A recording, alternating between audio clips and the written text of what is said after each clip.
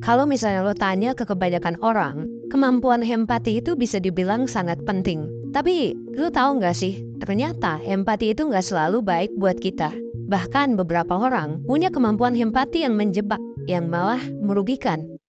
Nah, empati adalah kemampuan untuk ngerasain dan memahami perasaan orang lain. Jadi empati itu adalah ketika kita ngerti, ketika orang lagi sedih, oh ini orang lagi sedih. Ketika orang lagi marah, oh ini orang lagi marah, lagi seneng. Lagi mau didengerin nih orang, atau lagi nggak mau diganggu. Skillnya terkesan positif banget ya. Design thinking aja dimulai dengan empathize. Tapi di sisi lain, gue mau bahas sisi lainnya nih. Kemampuan empati ini bisa digunain buat mencapai kepentingan pribadi dengan lu memanipulasi dan mempengaruhi persepsi orang lain. Jadi dibandingkan ngebantu, karena lu udah ngerti ini orang tuh sedih, lu udah ngerti orang ini marah, dan sebagainya. Kemampuan ini malah dipakai untuk memanipulasi orang lain dengan cara yang tidak etis. Nah, kondisi ini disebut sebagai dark empath. Dark empath itu ibarat racun manis ya. Di satu sisi, dark empath itu bisa bikin kita ngerasa dimengerti, tapi di sisi lain, mereka juga bisa memanipulasi dan manfaatkan kita. Kalau menurut gua, orang dengan dark empath itu bisa merusak hubungan. Karena mereka lebih fokus pada kepentingan pribadi, bahkan gak ragu buat ngorbanin orang lain demi diri sendiri. Nggak peduli itu etis, nggak peduli itu baik atau jahat. Selama gua bisa manipulasi orang, ya gua bakal manipulasi. Yang jadi pertanyaan adalah, kok bisa gitu ada orang yang seperti ini? Tingkat empatinya tinggi, tapi kok malah manipulatif? Wah! Kenapa malah nggak peduli sama orang lain? Bukannya harusnya empati itu? Lu ngerti dan lu peduli? Nah, kita bahas di section selanjutnya. Nah, buat lo yang belum tahu, beberapa ilmuwan di psikologi menganggap bahwa empati itu ada beberapa jenis. Secara umum, ada dua tipe empati. Pertama adalah tipe kognitif dan kedua adalah tipe emosional. Kalau kognitif ya empatinya lewat pemikiran. Lu mikir secara kognitif terus kayak oh lu akhirnya ngerti. Kalau yang emosional ya lu ngerti aja gitu secara emosional. Kayak lu ngeliat orang lebih sedih, oh lu ngerti secara emosi bahwa mereka lagi sedih dan lu ngerti perasaan mereka ketika lagi sedih. Dark empath biasanya cukup jago dalam hal kognitif empatik. Tapi bisa jadi kurang di aspek empati yang lain. Nah, menariknya, kalau di gangguan kepribadian, misalnya gangguan kepribadian narsistik, ya NPD, Narcissistic Personality Disorder, salah satu ciri dari mereka adalah lack of empathy. Lack of empathy artinya apa? Artinya mereka tuh kagak ngerti sama perasaan orang lain, jadi kagak bisa berempati, terutama dari segi emosional. Apakah bisa belajar? Bisa belajar. Tapi jatuhnya itu empati yang most likely ya, kemungkinan besar dihasilkan dari kognisi.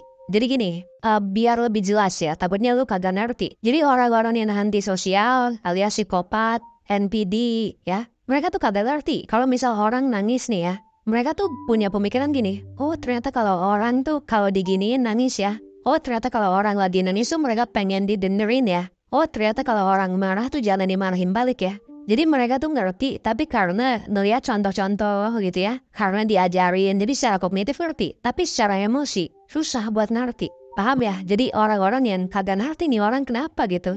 Jadi orang-orang dengan gangguan kepribadian seperti NPD, Antisocial Personality Disorder, psikopat, kalau bahasa awamnya meskipun psikopat, ini gue disclaimer udah kagak ada di DSM, di buku diagnosis tuh udah kagak ada. Sejak edisi 3, sekarang udah edisi 5. Mereka tuh bisa jadi paham bahwa ada rumus-rumus tingkah laku seperti itu, tapi nggak benar-benar bisa ngerasain emosi orangnya. Lu kalau nonton film-film psikopat meskipun gak sepenuhnya akurat, mereka tuh biasanya pertama selalu terlihat tenang dan hampir jarang lah kelihatan panik. Dan yang kedua, kalau mereka bisa hidup sukses, biasanya mereka punya inteligensi yang tinggi, biasanya pinter juga. Nah, jadi meskipun mereka itu lack of empathy, tapi kalau misalnya mereka high IQ, mereka bisa hidup sukses. Bahkan persentase dari banyak CEO gitu ya di dunia, itu katanya sih punya traits psikopat. Dan ini make sense sih karena ya mereka bisa manipulasi orang atau memanfaatkan orang tanpa merasa bersalah. Tanpa merasa, oh ini orang yang gue tipu jadi sedih ya. Jadi jangan heran ya kalau lu ketemu orang yang keren gitu ya. Tapi mereka punya tendensi psikopat.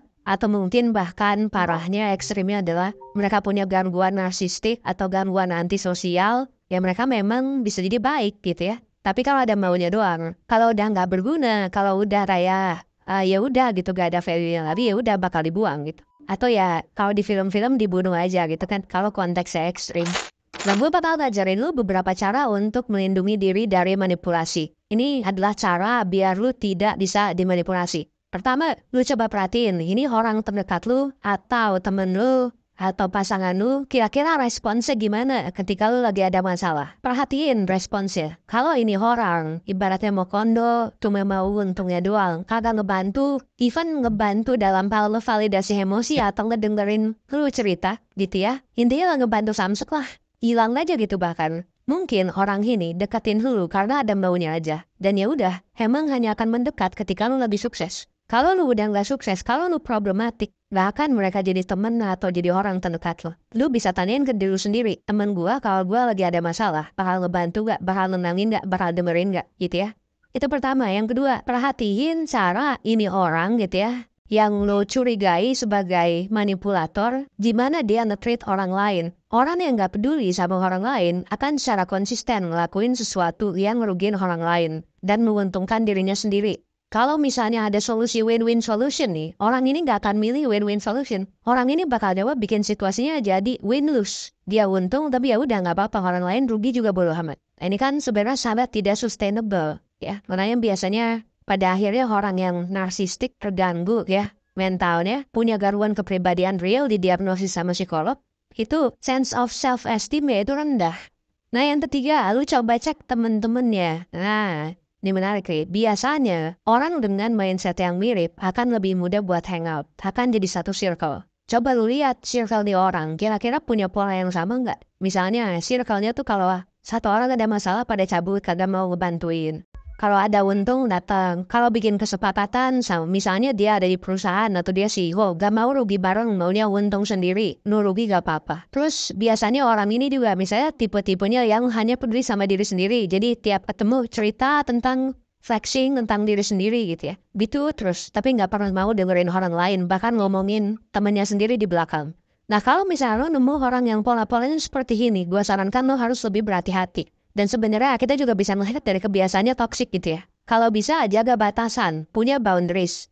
Hati-hati aja juga dengan data personal yang lu ceritain ke orang tersebut. Karena bisa jadi mereka nggak peduli gitu. Bisa jadi mereka tidak berempati. Bisa jadi bahkan mereka kalaupun mendengarkan cerita lu, itu ya buat kepentingan mereka juga. Dan lu adalah target selanjutnya untuk dimanfaatkan.